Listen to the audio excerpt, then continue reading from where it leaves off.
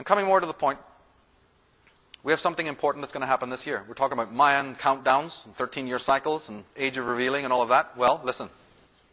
If you haven't felt it before, it's going to start happening soon. In November of this year, and for the whole of 2007, all the way up to 2012, there's a very major cycle that's going to begin. We've been talking about time and cycle and all of that. Well, there's another cycle you need to know about that's approaching us very, very soon. And it's the coming in of the planet Pluto. Now, I wish I could get more into the concept that when I'm talking about the planets, I'm not talking about the effects of rocks in space with magic rays. People who know my work on astrology know that I know about an inner zodiac. The whole idea is that these rocks in space just represent energies. They are not the thing itself. So don't get me wrong there. But Pluto is an archetype that represents a certain kind of energy that is actually psychological in nature. That's all I can say for now. People can contact me and we can go into greater depth. There's information on the Taroscope's website more about what I mean by these planets and zodiacs. Anyway, we have the planet Pluto. But what is Pluto? What does it matter that it's coming in? Because in November of this year, it's going to be crossing galactic center and channeling energy from the center of the galaxy. And that's in late Sagittarius. Pluto, the planet of destruction, and I prefer the word deconstruction, because really, if you think about it, nothing is ever destroyed. It's just transmuted. And radical change will be crossing galactic center and channeling that energy of the central sun in early 2007. It takes approximately 250 years for Pluto to complete one circuit of the zodiac, or 12 signs. We saw the 12 signs. Well, now think of one planet moving very, very slowly. Because the sun and Mercury and Venus and some of the other planets we know, they move very, very quickly. And their effects then are very, very sort of short-lived. Even though if you're sensitive, you can always feel them. That's what astrology is all about, is the mapping and charting of the effects of these bodies. But Pluto moves very slowly and has very, very dramatic effect. Now, Pluto is presently approximately 24 degrees of Sagittarius. Please excuse me if you're not familiar with this astrological jargon. And when it moves into Capricorn, the sign of order and government, Capricorn, right, the sign of order and government, it will augur in cataclysmic upheavals and exposure of all corruption in order to restore harmony. In fact, a lot of what you're seeing in the exposures recently have been because it's moving in. It's already coming.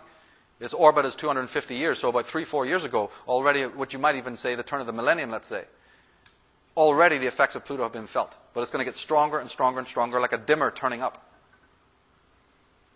It augurs in the exposure of all corruption in order to restore harmony and a higher way of being. Individual lives will also be dramatically transformed. Pluto comes to check psychic immunity. We all know about physical immunity. If you don't have it, you get a disease, right? Pluto is the surgeon coming in to say, roll up the sleeve, say ah. It's going to check the psychic immunity. And it brings with it a deep cleansing cycle. One can think of it as nature's psychic surgeon. It's interesting too because it is connected. Pluto is connected to psychology. Pluto was discovered in 1930, but it had been searched for at about 1900, exactly the time that Sigmund Freud started writing and releasing and publishing his works. Pluto, I believe, is the planetary ruler of Germany, but it is very much the ruler of psychology. And I've always thought it's interesting that the word sanity comes from the same word roots as sanitize, meaning that if you're not sanitized, you're not sane. What do I mean by that? We clean everything in our world. We wouldn't dream of eating off the same dirty plates twice. We make our beds, we take showers, we clean the driveway, right? In Ireland, they're out there polishing their cars on Sunday morning, groom the dog. Everything in our life is clean. How come not our emotions? How come they're as toxic as hell and we're walking around loose in the world thinking, we got problems, let me fix it. Ever try cleaning a nice clean window with an oily rag and then saying you can't see the garden? Well, the oily rag in your hand is the one messing up the window. So if we're finding disorder and chaos in the world, could it be our smudge, our forensic mess that we're leaving behind? Could be in the eye of the beholder, as they say. Now, Robert Hand, the astrologer, says that the nature of Pluto is similar to that of the Hindu god Shiva. It's an interesting statement. Pluto usually begins by breaking down a structure, then creates a new one in its place. The entire cycle of death, destruction, and renovation is accompanied by tremendous powers. For Pluto is not a mild or even very subtle planetary influence. It brings decay at one level or another. Pluto also rules death and regeneration of the self, as old aspects of your life pass away. Pluto does not represent death in the literal sense. Instead, it refers to a metaphorical death, something that ceases to be. And those who know about this stuff know that when you're feeling the effects of Pluto, it's going to be in your relationships that you're going to feel it first. Forget about Capitol Hill and White House and all of that. You're going to feel it much closer to home. But he mentions Shiva the destroyer, the third god of the Hindu Trinity. Now, we don't have too much insight into the sane mind, but we can certainly recognize the unsane mind. At least that much we can do. But in short, the schizophrenic mind creates a schizogenic society. You don't need to be Freud to know that. The pathological mind creates a pathogenic society. The toxic mind sees and creates a toxic world. And we can recognize it on the big scale. But can you recognize it closer to home? Actually, no, we can't. Barbara Hahn Clow in her Palladian Agenda says, you all have miasmas in your bodies that you must release. These are etheric masses that hold memory from genetic past lives. They're disease patterns. And we feel uncomfortable with them. It's time to get rid of them. But we really don't want to do that. We escape from it. That's right, avoidance and tranquilization. We don't want to do all that psychology and self-investigation. Where's the authority figures who will just lead us where we need to go? They'll teach us all how to do it. But don't you see that by your avoidance to deal with your dark psychic content, that you are in fact funding and permitting the most hideous leviathans to poison and intoxicate the human race? Because they will step on to the white square of the chessboard if you don't occupy it.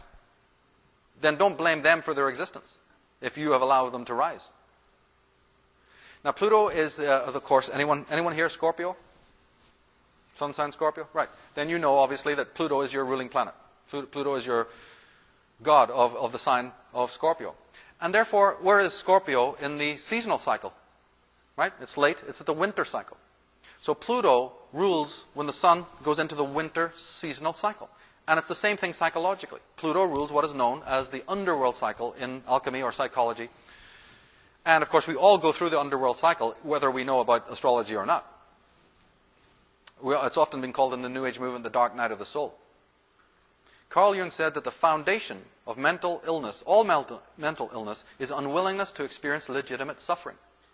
Because we resist a certain amount of this looking at the dark side, especially of ourselves, and a willing entrance into, because remember, all of us are going through the dark night of the soul, and we'll have to go through this underworld phase, just as the sun has to go through its one seasonally. You're not going to escape it.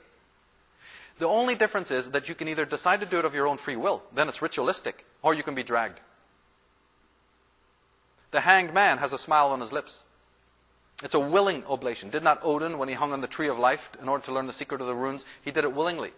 Nobody forced Buddha to sit down in front of the tree when he wanted to contemplate the meaning of life.